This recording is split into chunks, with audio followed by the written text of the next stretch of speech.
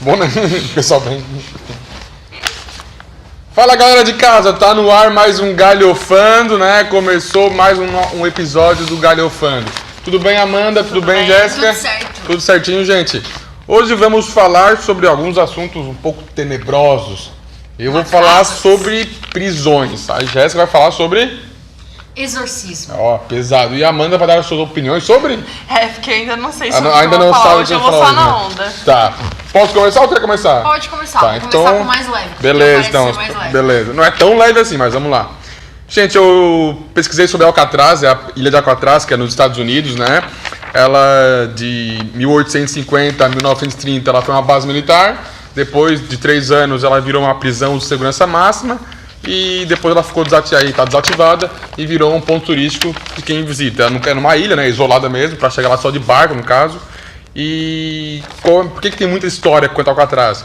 Porque nunca soube nenhum fugitivo de lá. O pessoal não conseguiu. Quem fugiu morreu afogado na ilha.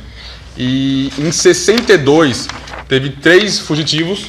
Foi Frank Morris e os irmãos Joe Aglin e Clarence Aglin. Que eles tentaram fugir e até hoje não encontraram o corpo dele. Então não sabe se eles fugiram ou não, se eles conseguiram com sucesso, se eles chegaram a ficar vivos ou morreram ali mesmo, foram afogados, né? Morreram afogados.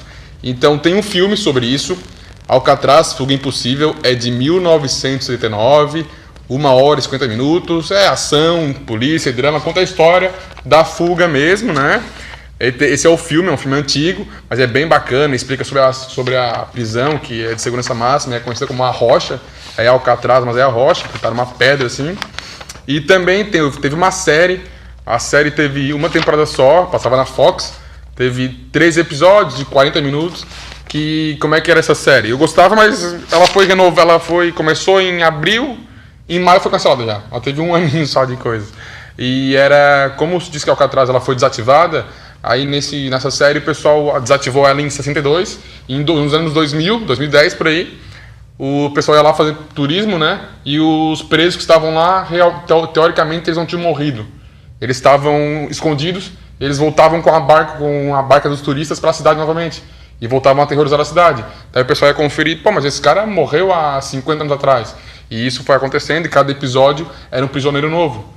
Então, tinha mais de 10 criminosos que estavam de Alcatraz, tinham morrido e estavam atormentando a cidade. É uma série bacana, eu gostava bastante, mas ela foi cancelada. Mas fica a dica para quem quiser saber um pouco mais sobre Alcatraz. Aí esse de 1979, Alcatraz, a Fuga Impossível, o filme, ele tem na Netflix. Tá disponível lá, quando eu quis ver, eu vi lá na Netflix. Então, sobre Alcatraz... É mais ou menos isso. Mas aqueles caras que voltavam, eles ficaram vivos durante esse tempo ou era um fantasma? Não, eles ficaram vivos. Ah, tá. Durante esse tempo todo eles ficaram vivos. Se esconderam. Né? Teoricamente, geneticamente não podia, né? Eram os caras com 130 anos, 140 anos de vida. Mas eles estavam ali e eles estavam com o corpo de quando tinham sido preso. De 60 anos atrás, não envelheceram. Então meio que tinha uma magia ali por trás de Alcatraz. Que tem esse negócio de tenebrosidade lá para Alcatraz. E também entrar na Netflix, pegando essa pegada de prisão, meio que um documentário sobre as prisões mais do mundo, assim, as mais tensas do mundo, né? Tem sobre o Brasil, sobre a Ucrânia e tal. Então, para quem gosta desse assunto, tem bastante conteúdo quanto a prisões, Alcatraz, que eu acho bacana pra caramba. Esse assunto prisões é legal porque eu nunca estive numa prisão, né? Estive só fazendo uma tese, assim, né? Mas a gente às vezes fica imaginando, né? Essas cenas, como funciona, principalmente quando não é no Brasil, porque aqui a gente imagina de uma forma, mas lá fora parece ser uma realidade totalmente diferente, né? Não sei vocês, mas eu imagino assim, prisões de primeiro mundo, né? Um negócio totalmente...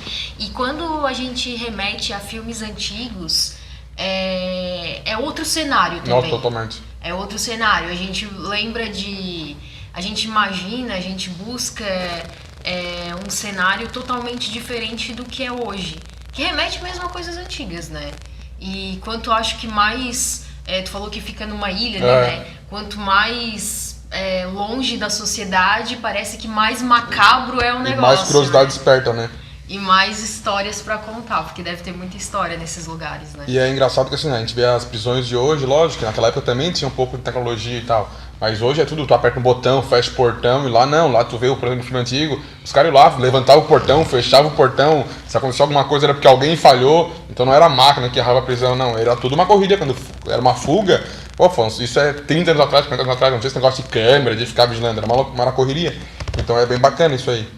Existe um filme que é até recente, de certa forma, eu não sei, e eu não vou lembrar o nome agora, porque eu já assisti faz tempo, mas daí a gente coloca ali na edição, que o ator principal, se eu não me engano, é até tipo é o Stallone. Tá, já sei qual você vai falar, já sei. E eu acho que é o Stallone. É o Stallone. E ele é contratado para testar prisões. Então, eles prendem ele é contratado para ser preso. E prendem ele, tipo, na segurança máxima. E o papel dele é conseguir fugir daquela prisão. Porque daí ele fugindo, ele vai encontrar todos os pontos fracos por onde outras pessoas poderiam fugir, para que eles possam melhorar isso também, para que essa prisão se torne um local de onde ninguém foge. E aí ele vai passando por isso no filme, até que ele é preso de um local que eles dizem que é impossível fugir. E aí eu não me lembro se eles fazem uma aposta com ele ou porque eles prendem ele e dizem assim, ó, se você não conseguir fugir, você vai ficar preso para sempre. E ele fala, beleza? E aí levam ele vendado, que não é nem pra ele saber no onde caminho, ele tá, nada. Em que país ele tá. É um negócio assim, ó, você te colocaram aqui, fuja. E é uma loucura, assim. Mas é muito legal o filme. Que o Leonardo DiCaprio tem um irmão gêmeo. O filme é aquele que... A Máscara de Ferro? É Máscara de Ferro. Aquele filme também remete totalmente à prisão como era naquela época. Esse filme da Máscara de Ferro, o Thiagão não viu ainda, o Rock Miller, que trabalha com a gente já falou, vê que é um filmão. Esse que tu acabou de falar. Nossa, mas é um baita de um filme e é naquela época de reis, né? Sim. E aí a prisão era no próprio castelo, aí no calabouço que eles falavam, né? Isso. Um negócio meio... Sem contar que ele realmente ficava com uma máscara de ferro. Deve ser super claustrofóbico, E esse que tu falou do Stallone é muito bacana, que no final, ali na última prisão que ele fica, né? O pessoal sabe que ele tá ali pra fugir. Então o pessoal pega muito pesado com ele, porque quer realmente dificultar a saída dele, né? O cara era um monstro de fugir de prisões. O filme chama Rota de Fuga de 2013. Rota de Fuga, isso mesmo. Rota de Fuga de 2013. Tem também no elenco Arnold Schwarzenegger e o 50 Cent. Ah, um elenco fraco, né? 50 Cent. É um elenco fraquinho, tranquilaço.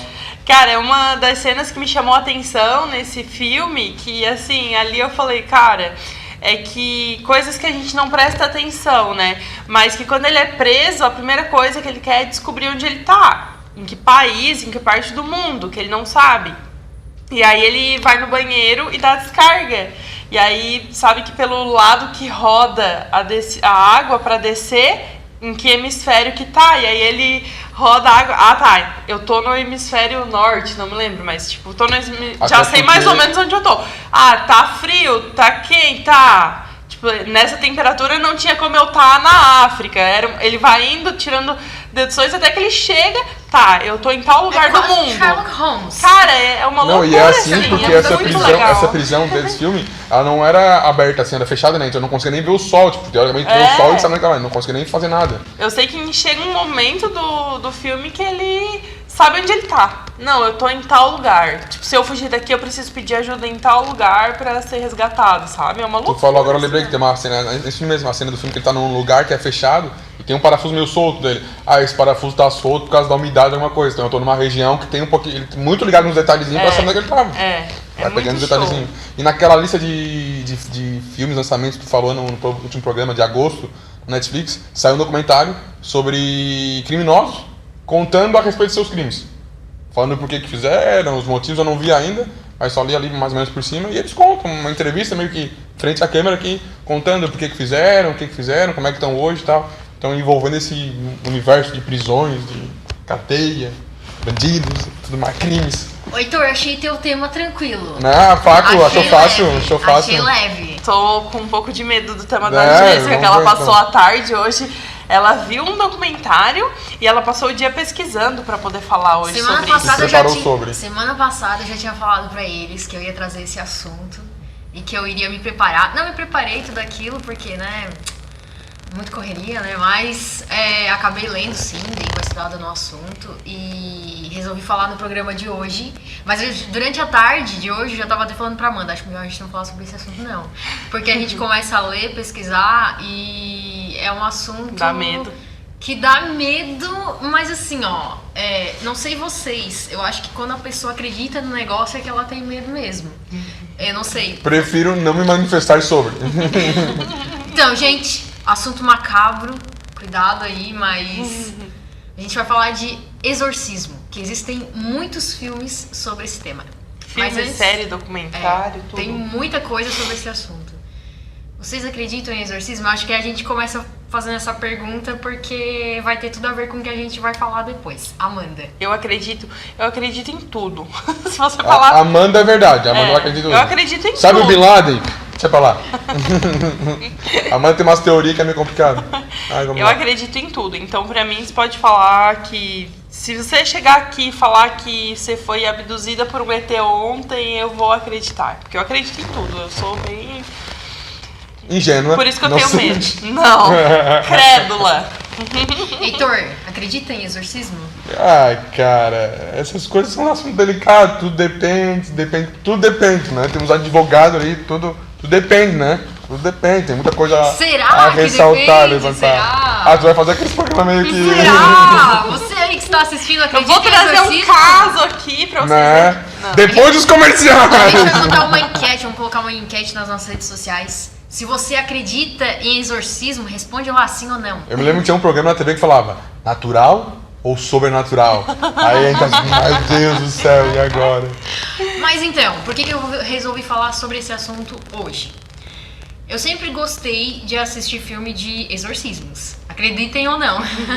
Dos filmes de terror, os que eu mais gosto de assistir, não que eu gosto de assistir filme de terror, mas se eu for selecionar, hoje eu vou assistir tal filme no meu final de semana, eu sempre costumo procurar o de exorcismo.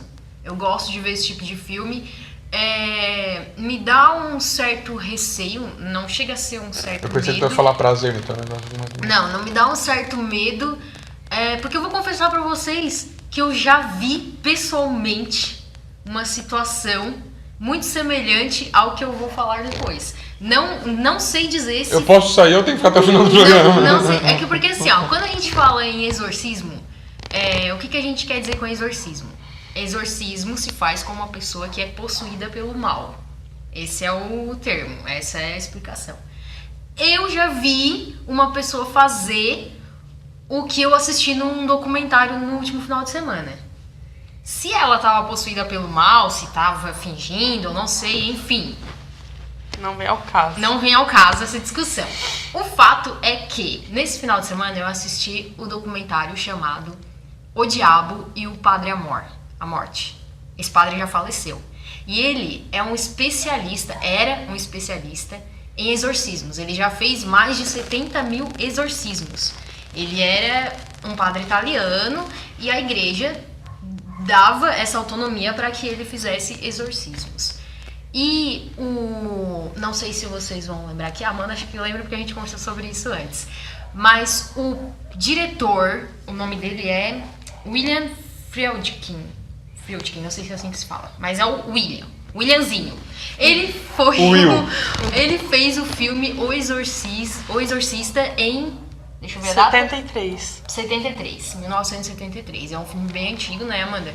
Mas bem clássico, acho que muita gente conhece. E lá ele fez, ele produziu ali, dirigiu o filme de como ele imaginava que fosse um exorcismo.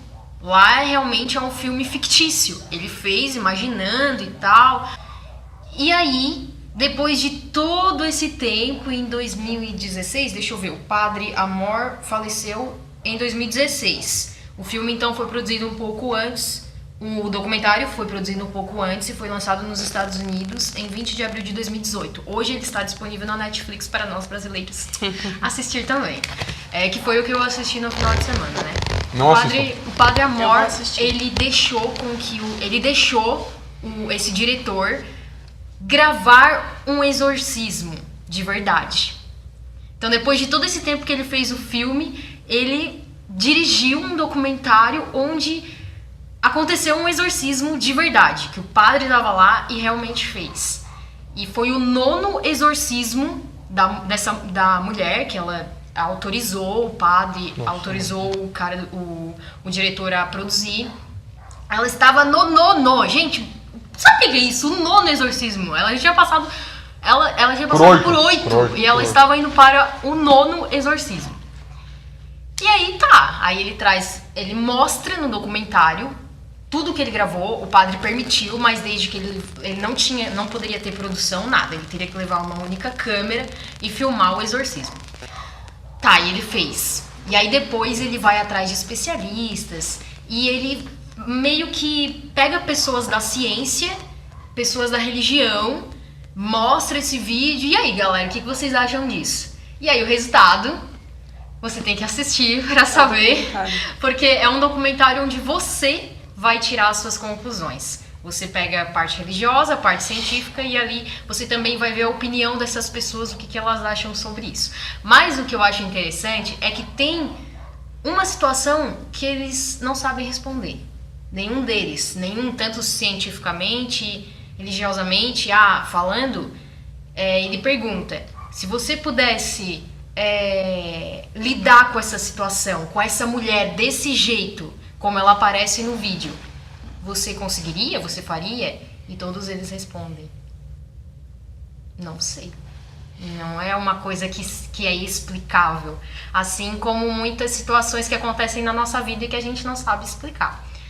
E aí, eles entrevistam, né, esse cara do documentário, esse cara que fez todo esse documentário, que fez o filme lá em 73 e depois fez esse documentário. E aí eles perguntam, e aí, qual é a conclusão que você tira do seu primeiro filme, que era uma coisa que você imaginava, para uma coisa que você vivenciou? E aí ele fala, muita coisa eu não faria do jeito que eu fiz. Hoje eu vi uma coisa de verdade, né, e cenas clássicas do filme eu não faria daquele jeito. Ele faz lá, tem uma cena clássica que a mulher vira a cabeça, flutua, então nada daquilo ali ele faria daquele jeito, ou não faria. Mas são cenas que fizeram com que o filme fosse um clássico, né? Eu acho legal então, que a Jéssica fala desse assunto com um sorriso no rosto. Mas Meu eu Deus acho céu. muito interessante. Eu acho interessante porque assim, eu acredito no bem e acredito no mal. Acredito que existem coisas má. Acredito que o bem está aqui do nosso lado e que o mal também está. E quem procura o bem vai receber o bem. Quem procura o mal, eu acredito que vai receber o mal. Praticamente é nossa coach aqui, ó. Jéssica Rocha, coach do programa Garofando. E por isso que eu procuro assistir filmes. Do mal? Então tu tá procurando mal, Jéssica? É isso mesmo, Jéssica? Não, procuro entender. Ah, procuro tá. entender como é que funciona. E foi exatamente isso que o diretor entendeu. Que não é uma coisa fictícia, tem coisas que não é bem assim. Porque ele assistiu, ele viu, né? Mas convido vocês a assistirem. Eu vou assistir, pra dar o meu parecer depois. É interessante. E o Padre Amorth, ele... Pra quem gosta, né? Pra quem gostaria de pesquisar mais sobre ele também, ele era um especialista nisso. E o fato dele ter deixado com que ele filmasse isso é o que mais impacta, sabe? É o fato dele ter concedido, assim. Na sala com o padre tinham outras pessoas, tipo 10, 15 pessoas. Tinha outros padres, pessoas de oração.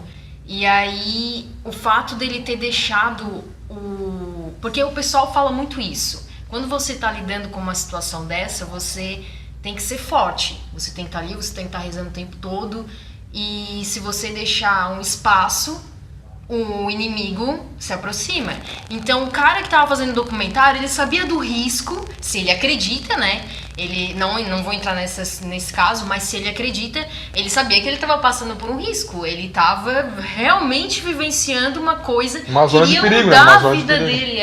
Ele ia mudar a vida. Eu tenho certeza que dali em diante ele passou a ver aquilo ali com outros olhos. Então, são situações e situações, né? Que um dia, quem sabe, a gente possa se permitir a fazer uma matéria, né? Eu não faria esse filme, não faria matéria, não faria nada relacionado sobre. No máximo, um filme sobre esportes, matéria sobre esportes, daí eu vou tranquilamente. Agora, se ele, que vivenciou, que filmou uma coisa que teoricamente era real, estava acontecendo, imagina esses diretores, né, Amanda, que a gente ficou lendo hoje, que fazem os filmes e acontecem coisas sobrenaturais na produção.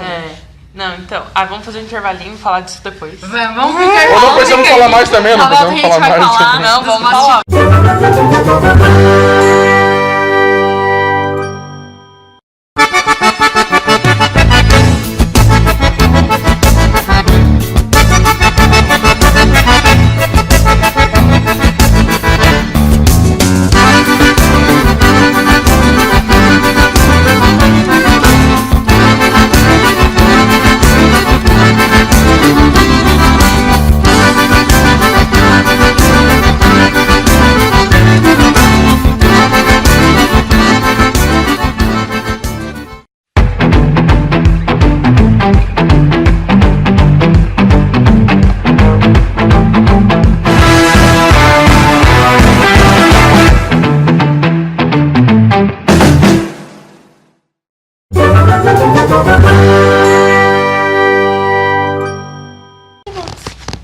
Ai, tem medo dessas coisas. Pô, grava de novo que parou aqui. Ah, meu Deus! Ah, mentira. Que barulho que faz. Parou? Você tá gravando ainda? Tá, isso aqui tá. Tá, ai, mentira que parou. Ai, caralho. E a gente... É mentira dele, é mentira dele, é mentira dele. É mentira? É claro que é mentira. Ai, idiota! Cara, toda vez que a gente fala alguma coisa assim, para de gravar. Loucura total. A gente vai voltar agora, a gente levou um susto agora, porque a nossa produção, Enganou Vinícius nós. Produções, falou que a câmera tinha travado por causa desse assunto aí, mas não, ela tava gravando, foi só um teatrinho dele mesmo. Então, Vai lá, manda bala. a gente passou a tarde hoje falando disso, eu e a Jéssica, e aí começa, né? Você tava falando disso, daqui a pouco você lembra de um filme, lembra de uma coisa, vamos ver um trailer e tal. E aí agora que vai ser lançado em setembro no cinema a história da freira, aquela freira da Annabelle, da Invocação do Mal, lembra? E eles fizeram um filme só sobre a freira. E aí a Jéssica foi ler que... Aí a gente assistiu o trailer, levei um susto que, meu Deus do céu, né? Só no trailer. Então isso quer dizer que eu não vou ver o filme, porque se no trailer eu já fiquei... Eu tenho noção do perigo, né?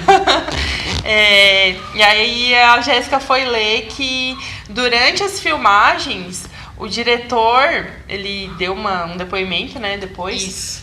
dizendo que durante as filmagens ele o local onde ele fazia algumas coisas de direção, olhava no computador as cenas e tal, ficava numa salinha. E ele entrou, porque ele já fazia meia hora que eles estavam gravando a mesma cena e ela não dava certo e tal. E ele foi lá nessa sala pra ver, né? E a hora que ele entrou, tinha 2 caras sentados no fundo da sala. Ele entrou, deu oi, porque, né, alguém da produção e tal, fechou a porta e foi olhar no computador as cenas e tal. Aí até que deu certo a cena. E aí disse que ele virou e falou pros caras, vocês viram, deu certo, depois de meia hora e tal. E não tinha ninguém na sala. Tipo... Ai, meu coração. E aí não tinha ninguém na sala.